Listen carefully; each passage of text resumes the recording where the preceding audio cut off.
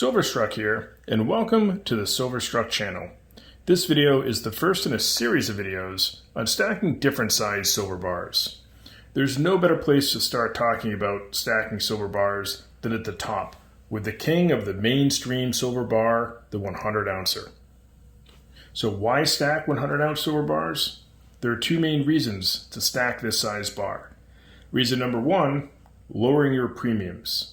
And second, adding silver weight to your stack quickly. At this point in the market, you can find 100 ounce generic bars will cost on average, give or take, about 10% less than purchasing a single ounce at a time.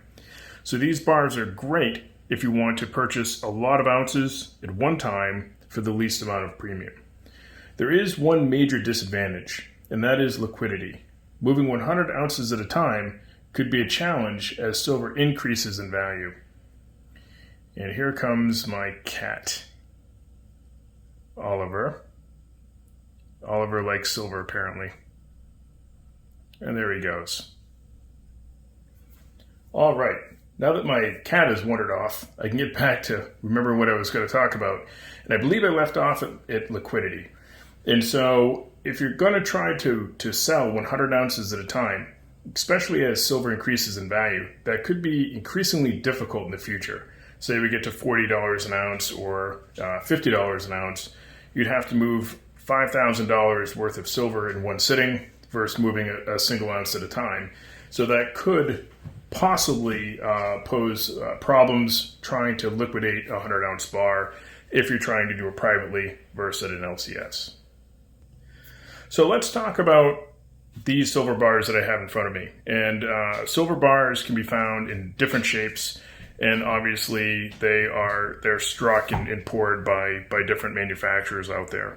So let's talk about one manufacturer that's no longer with us, and that would be this one right here. This is Engelhard. This is a first series tier 5 rarity bar. It's more of a collector bar for me than it is part of my stack, but it is also part of my stack, so we're going to include it in this video. I've shown this one before.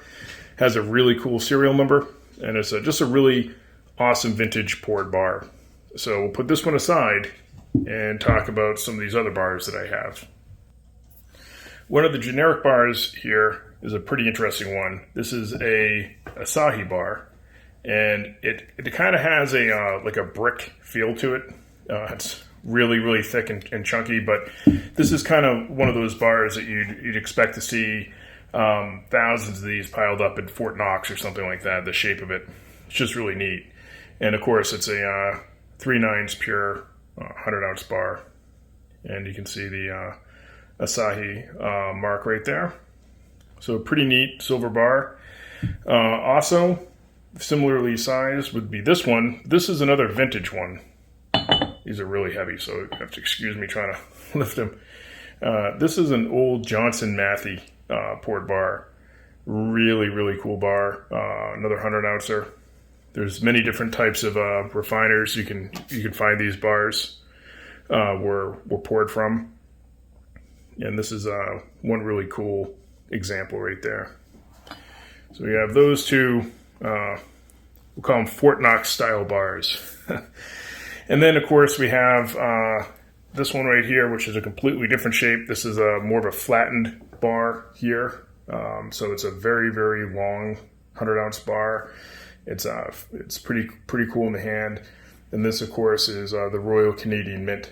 And what's neat about these is they're actually 4/9 pure. Not that that matters a whole heck of a lot to me when I'm stacking, but it is nice to have that kind of purity level. And of course, they give you, almost face reveal there, they give you the date and serial number right there at the bottom. And of course, you do have to be careful with some of the reflective nature of these bars. And so I've saved my favorite modern bar for last, which is these bars. I have a couple of these, and these are just fantastic. This is the Britannia, and just a super chunky, thick bar. And what I like about these is the design with the Britannia on there. They're like a proof-like strike, so very reflective. And I also like that they paid attention to the reverse. Often on the 100 ounce bars, you don't really have a decent reverse, and this reverse is very appealing. So 3/9 pure, 100-ounce bar from the Royal Mint. And just a really neat bar if you're able to find one of these. That's a cool one to stack. All right, guys. So there you have it. Stacking 100-ounce silver bars. So what's in it for you? Lowering your premiums and adding silver weight to your stack quickly.